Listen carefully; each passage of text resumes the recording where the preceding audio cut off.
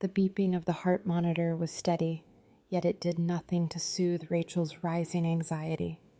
She lay on the hospital bed, the sterile white walls of the emergency room closing in around her. The pain in her abdomen was excruciating, a deep, twisting agony that felt like a cruel punishment.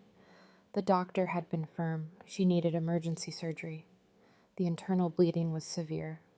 A complication they suspected was exacerbated by months of stress, exhaustion, and unrelenting grief. Christmas Eve. That's what made it worse.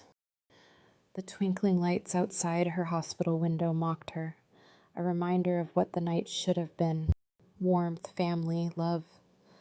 Instead, she was alone, apart from the only two people who truly mattered, Noah and Lily.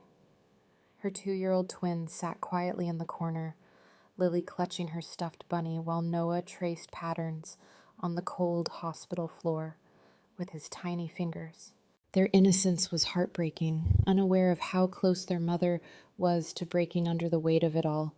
Rachel had called them, her parents, William and Diane, the ones who were supposed to be her support system, her safety net.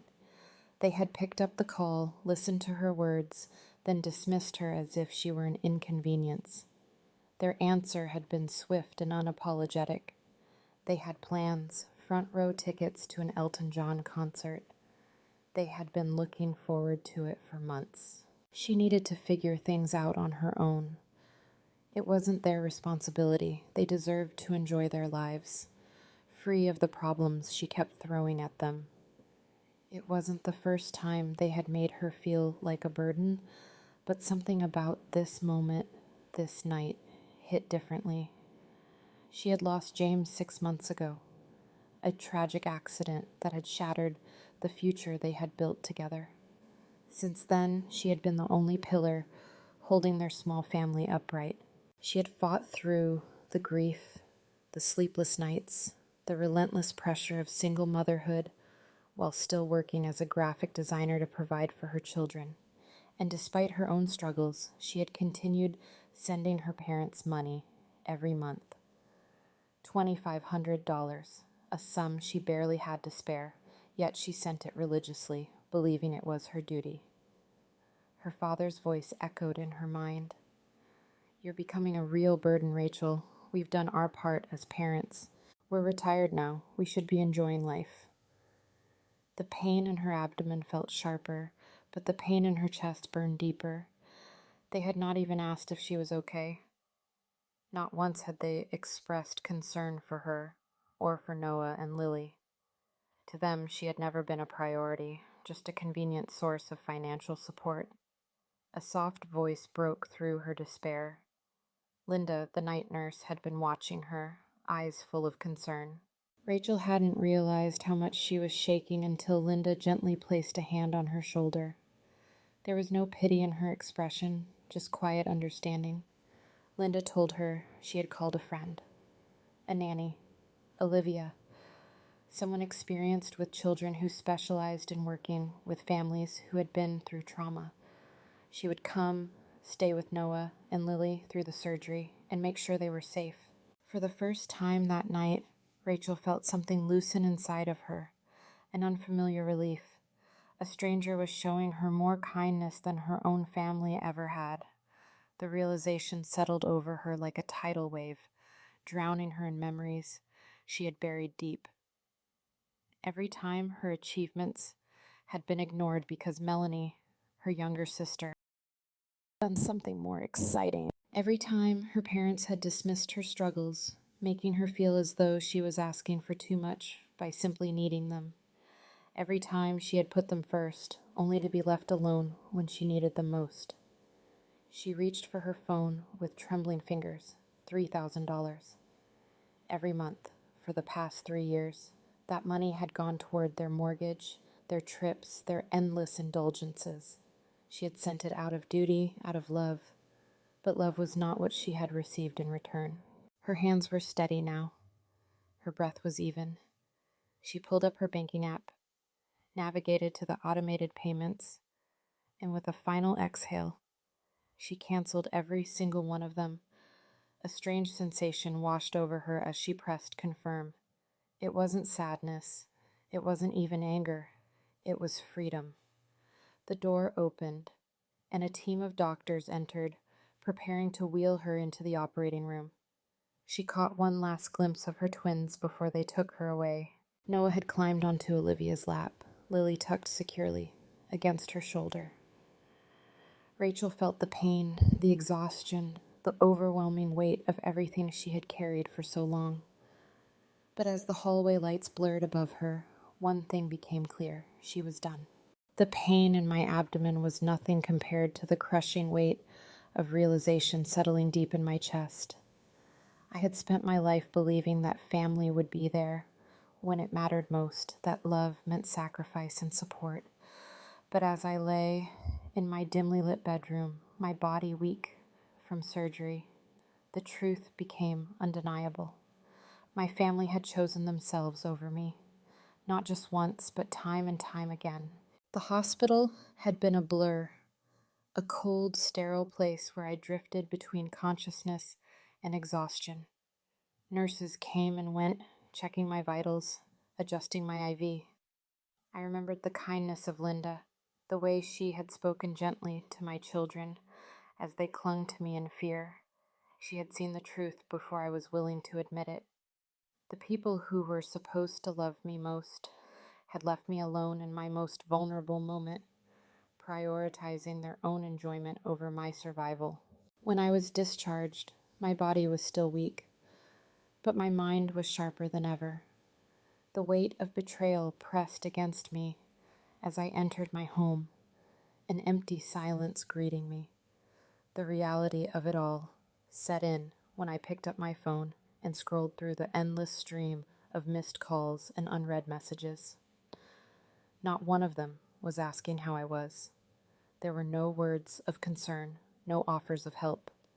Instead, demands and entitlement filled the screen.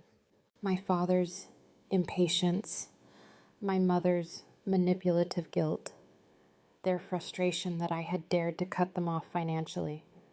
They had planned a cruise, a luxury escape, made possible by the money I had been sending them every month without fail. And now they were furious that I had taken it away, not because they needed it to survive, but because they had grown comfortable with the idea that I existed solely to fund their indulgences. I had spent years sacrificing for them, believing it was my duty, that their happiness was my responsibility. Even in my grief, even while raising 2 children alone, I had continued to support them without question. It had never been enough. The messages from my sister Melanie were different. There was confusion, disbelief. She had always been the favored one, the golden child who could do no wrong.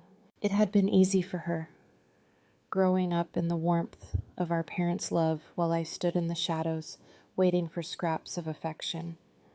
And now she was caught between the illusion they had built and the truth I had uncovered. They had lied to her. Of course they had. They had minimized everything, twisting the reality of my emergency surgery into something trivial, a minor inconvenience rather than a life-threatening event.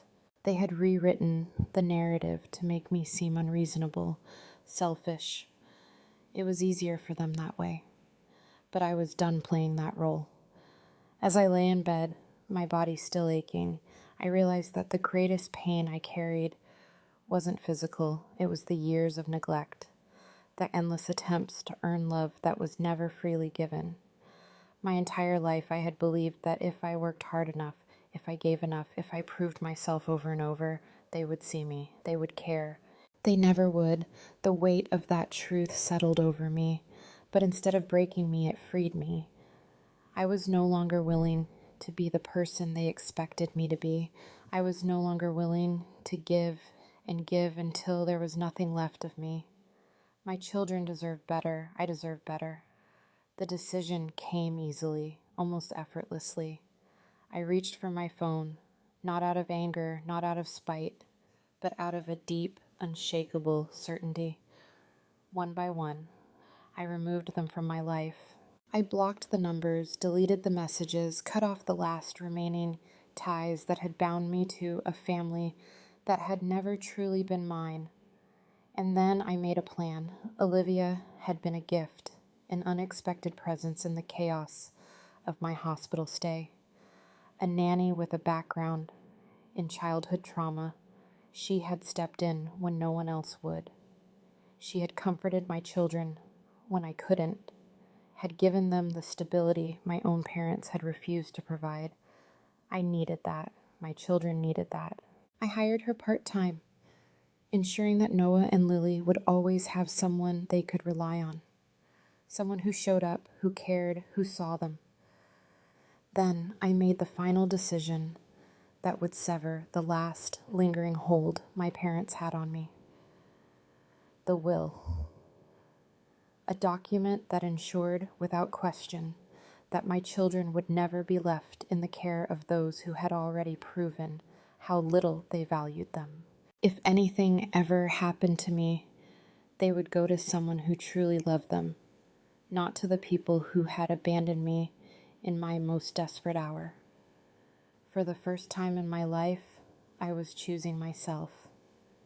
As I sat in the stillness of my home, the weight of obligation finally lifted. I felt something new. Not fear, not regret, but relief.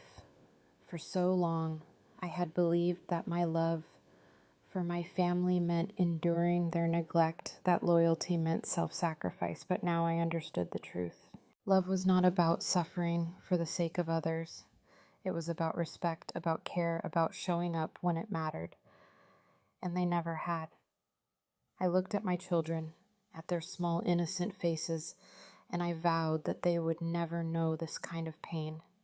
They would never question their worth. They would never beg for love. They would never feel the ache of being forgotten. I had lost so much: my husband, my illusions of family, my belief in unconditional love. But in that loss, I had gained something far greater, a new beginning, a life free from those who had only ever taken, a future built on love that was real, on connections that mattered. And for the first time, I was ready to step into it. 3 months had passed, and Rachel was no longer the woman who had begged for her parents' love, nor the one who had blindly sacrificed for them without hesitation. She had spent those weeks recovering, both physically and emotionally, rebuilding herself from the shattered pieces they had left behind. Her body had regained its strength, but more importantly, so had her mind. Without the weight of her parents' demands hanging over her, she could finally breathe. The money that had once vanished into their bottomless pit of luxury now went toward things that truly mattered: childcare, therapy, savings for her children's future. With Olivia's help, Noah and Lily had adjusted beautifully, no longer sensing the silent strain their mother had always carried. The household was peaceful, no longer punctuated by the late-night stress of bank transfers and guilt-ridden phone calls. Rachel had done what once seemed impossible. She had freed herself. But the world her parents had built on her sacrifices was crumbling, and the fallout had only just begun. Their first real consequence arrived in the form of an eviction notice. Without Rachel's steady financial contributions, the lifestyle they had recklessly indulged in for years had finally caught up to them. William and Diane had taken out a second mortgage, not out of necessity, but out of greed. They had spent decades pretending they had planned for retirement, pretending that they were struggling when in reality they were simply reckless. Melanie had been the one to uncover the truth, sifting through paperwork and unraveling the tangled mess they had hidden behind lies. They weren't victims. They were frauds. They had spent beyond their means for years, financing extravagant vacations, dining at high-end restaurants, buying luxury items they had no business affording. And all of it had been sustained by Rachel's money, siphoned from her under the guise of need. The guilt they had placed on her, the emotional manipulation, the carefully crafted narrative that she was selfish if she didn't help. It had all been a lie. And now the lie was crashing down around them. Rachel had been expecting their return, but she hadn't anticipated just how desperate they would be. The knock at her door was loud, insistent. Even before she opened it, she knew. William and Diane stood there, their once pristine appearances now disheveled, their carefully maintained facade beginning to crack. Their expressions were a mixture of anger and entitlement, as if she owed them something, as if she had wronged them. They spoke of sacrifices, of all they had done for her, of how they had made decisions assuming she would always be there to support them. But Rachel no longer believed in their carefully curated fiction. She had sacrificed, she had given. She had done everything a daughter could do, and when she had needed them most, they had turned their backs without hesitation. She thought of Noah and Lily, of the family she was building for them, of the future she was securing, and she realized something profound. She no longer needed their approval. Their love had always been conditional, built on what she could provide rather than who she was. She looked them in the eyes and refused. William's rage was instant. He lashed out, blaming her for their downfall, for their financial ruin, for their failing image. Diane sobbed, trying to play the role of the betrayed mother, pleading for sympathy, for one last chance. But Rachel remained unmoved. She had lost her husband. Her children had lost their father. And yet, they had survived. They had endured. And so would her parents. She turned them away, closing the door on them for the final time. The last thing she saw before she shut them out was the realization settling into their eyes that she was truly done. And then came the foreclosure. Melanie called her, voice shaking with anger and disbelief. The house was gone. The luxury that had once defined their lives had slipped through their fingers. The reality of their choices had finally caught up with them. Rachel listened, but she didn't feel satisfaction. There was no joy in watching people destroy themselves, no pleasure in seeing them fall. But there was something else, peace. For the first time in her life, she was not responsible for fixing their mess. She was not expected to clean up after them, to throw herself into the fire to keep them warm. They would have to live with the consequences of their actions. She had always been the safety net, the backup plan, the guarantee that they could live however they pleased without fear of consequences. But that version of her was gone. As she sat in the quiet of her home, watching her children play, she realized that she had finally, truly broken free, and she was never going back. Rachel's life had flourished in the months since she severed ties with her parents. She had poured herself into her work, growing her graphic design business beyond what she had ever imagined. Without the burden of monthly payments draining her finances, she had been able to invest in her future and, more importantly, in her children's well-being. Olivia had been a godsend, providing stability for Noah and Lily while allowing Rachel to reclaim parts of herself she had lost long ago. Her home was no longer just a place to survive. It was a place filled with warmth, laughter, and a sense of peace she hadn't known was possible. She spent mornings making breakfast for the twins, afternoons working with clients who valued her talent, and evenings reading bedtime stories without the constant weight of guilt pressing against her chest. She was free, or at least she thought she was. The first sign of trouble came in the form of a legal notice. A thick envelope arrived in the mail addressed from a law firm Rachel didn't recognize. At first she assumed it was related to her business, some routine paperwork, but as she read through the documents, a wave of disbelief washed over her.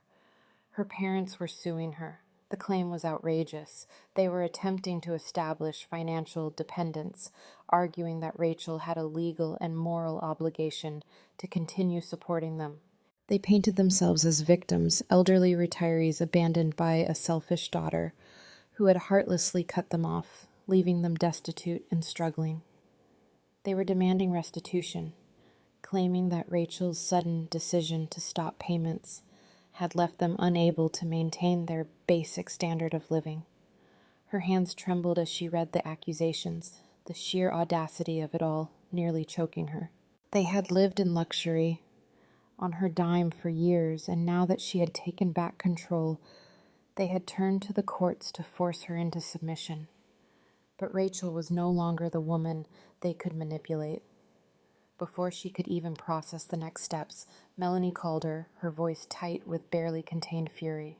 Their parents had begun spreading their version of events to the extended family, weaving a story that painted Rachel as a cruel and ungrateful daughter who had left them to suffer. They cried to relatives about how they had sacrificed everything for her, only to be repaid with betrayal. Rachel knew the family well enough to know that lies had a way of spreading faster than the truth. Some would see through it, but others would believe the dramatic narrative her parents had crafted.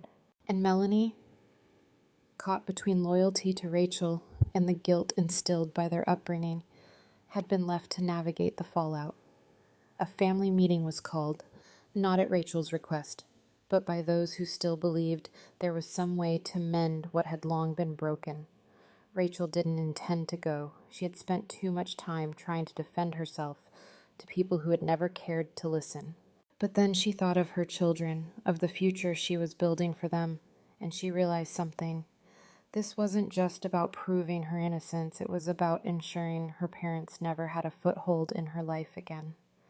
The gathering was held at her aunt's home, a large open space where family members had convened countless times before for birthdays and holidays, but this time the atmosphere was different.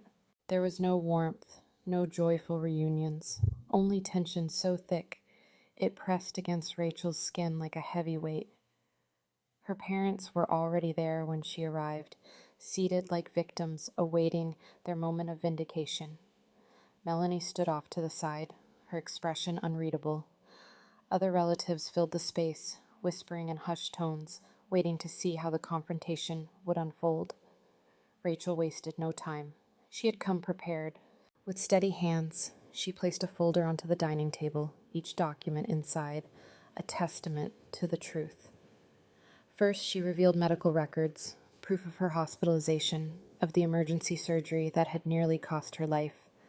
She detailed the moment she had begged her parents for help, the moment they had chosen a concert over their own grandchildren. Then came the financial records. Bank statements showing the thousands of dollars she had given them, not out of obligation, but out of love. The expenses they had claimed were necessities. Vacations, luxury goods, extravagant purchases were all laid bare for the family to see. Finally, she addressed the lawsuit. She read, word for word, the legal documents in which her parents demanded she continue funding their lavish lifestyle, all while publicly portraying themselves as helpless victims. The silence in the room was deafening. Some relatives looked away, shame flickering across their faces as they realized they had been deceived. Others, who had defended Rachel from the beginning, sat with their arms crossed, their gazes locked onto her parents with cold disdain. Her mother opened her mouth, no doubt ready to spin another web of excuses, but the damage had already been done. The weight of evidence was undeniable. The humiliation on her father's face was unmistakable. He had spent his life carefully curating an image of a respected family man, and now, in front of the very people he had hoped to manipulate, his true nature was exposed. Melanie, who had remained quiet throughout, finally spoke. She told the family what she had discovered: the second mortgage, the reckless spending, the years of deception. She confirmed every detail Rachel had laid out. Her voice shaking with anger, their parents were left with nothing but their shame. The final blow came not from Rachel, but from the family itself. One by one, relatives turned their backs on William and Diane. Some outright condemned them, while others simply walked away, unwilling to be tangled in their lies any longer. They had burned every bridge, and now they had no one left to manipulate. Rachel stood firm, unmoved by the pleas that followed. There was no satisfaction in their downfall, only relief. She had spent her entire life trying to prove herself to them, to earn their love. But love that demanded suffering in return was never real to begin with. As she left the gathering, she felt lighter than she had in years. This time there would be no going back. 6 months had passed since Rachel had severed ties with her parents, and in that time her life had transformed in ways she never imagined. The weight she had carried for years, the guilt, the obligation, the exhaustion, had begun to lift, making room for something new. Peace. She had sold her cramped apartment in the city, using the savings she had once funneled into her parents' lavish lifestyle to purchase a modest home with a backyard for Noah and Lily. The first time she watched them run barefoot through the grass, their laughter echoing under the golden afternoon sun, she felt something settle in her chest, a quiet certainty. This was what life was meant to feel like, simple, fulfilling, and hers to shape. Her graphic design business had flourished as well. Without the financial drain of supporting her parents, she was finally able to invest in her own growth. She expanded her services, took on high-profile clients, and even hired an assistant to help manage the workload. The success was liberating, but more than that, it was proof that she had always been capable. For years, her parents had treated her as if she couldn't stand on her own, as if she needed them more than they needed her. Yet here she was, thriving in their absence. Then, one morning, an envelope arrived in her mailbox. Her parents' handwriting was unmistakable, a relic from a time when she had once looked forward to their letters, back when she still believed they held unconditional love for her. She hesitated before opening it, half expecting another demand, another desperate plea for money. Instead, she found something she never anticipated: an apology. Her father's words were scrawled across the page, more unsteady than she remembered. He admitted his mistakes, acknowledged his selfishness, and confessed that he had spent the last few months reflecting on the choices that led them here. He wrote of their financial struggles, how they had been forced to move into a small condo, how the extended family had distanced themselves after learning the truth. But most surprisingly, he admitted to something Rachel had never heard him say before: "I was a terrible father." Her mother's note was shorter, more restrained. She too expressed regret, but Rachel could still sense the undertone of self-pity beneath the surface. "We never thought you would actually walk away. We assumed you just needed time to be angry. We didn't realize how much we had already lost until it was too late. There was no request for money, no expectation of reconciliation, just an admission of their downfall." And yet, Rachel felt nothing. Not anger, not sorrow.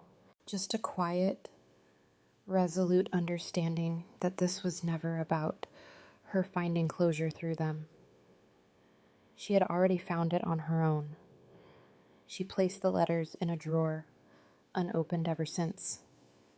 There was nothing left to say. Meanwhile, Melanie had undergone her own transformation. Once the golden child, she had finally seen their parents for who they were. In the months since Rachel had cut ties, Melanie had tried to fix what had been broken. She had pushed for accountability, challenged their parents' manipulations, and when it became clear that they had no true intention of changing, she too had walked away. Rachel saw the shift in her sister, how her once blind loyalty had been replaced with something stronger, something closer to the understanding Rachel had always longed for.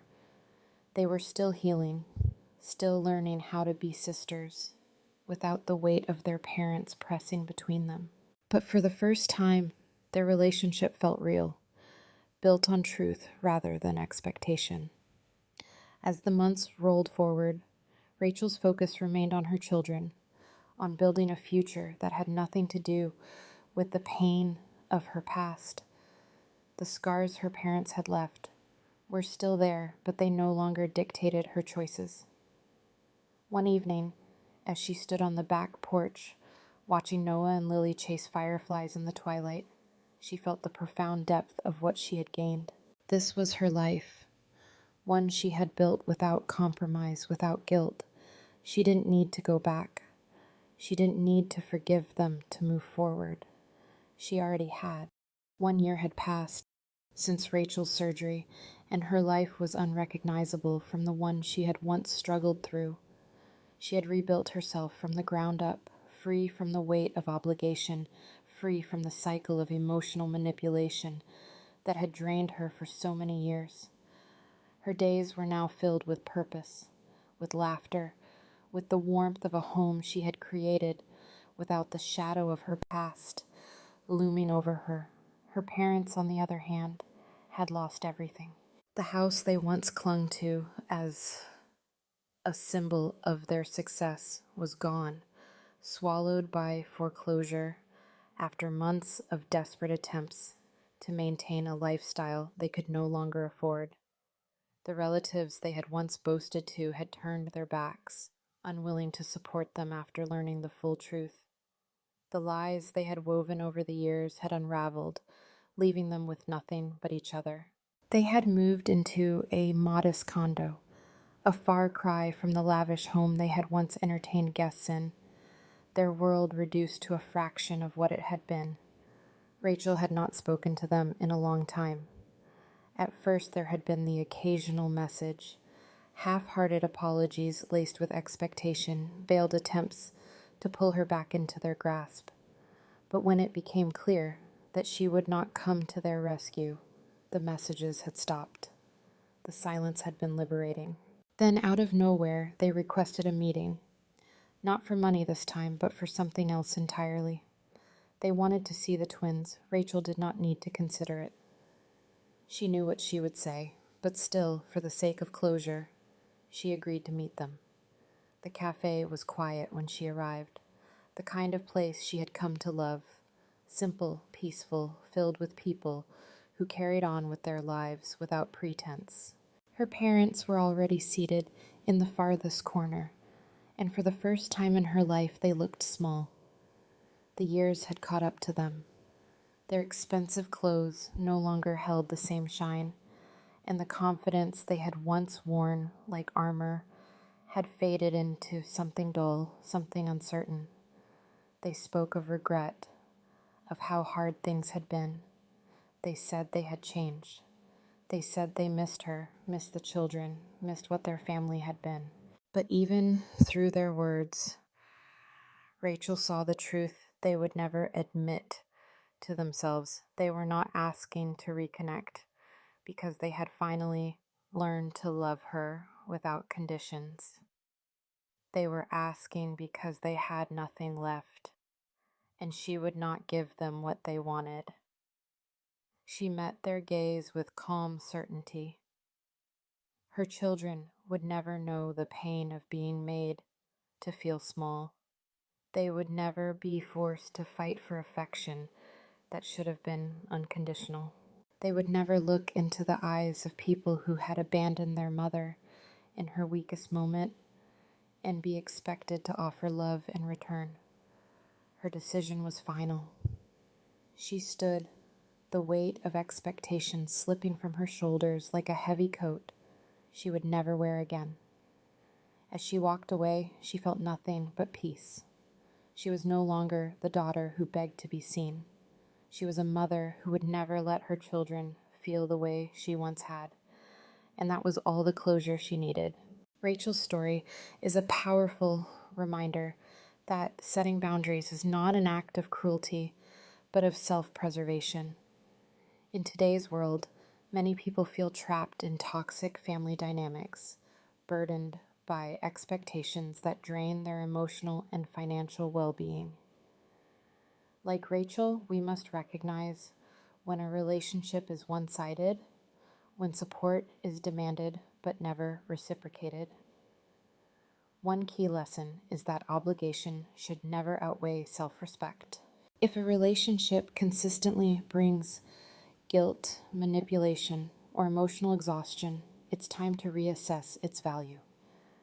Financial dependence should also be questioned. Helping loved ones is noble, but not at the cost of personal stability. Ultimately, healing comes from choosing what serves your well-being. Walking away isn't always easy, but sometimes it's necessary. Like Rachel, we must remember true love, whether from family, friends, or ourselves, should never require self-sacrifice to the point of destruction. Subscribe now and join a community of strong women who choose respect, resilience, and a life on their own terms.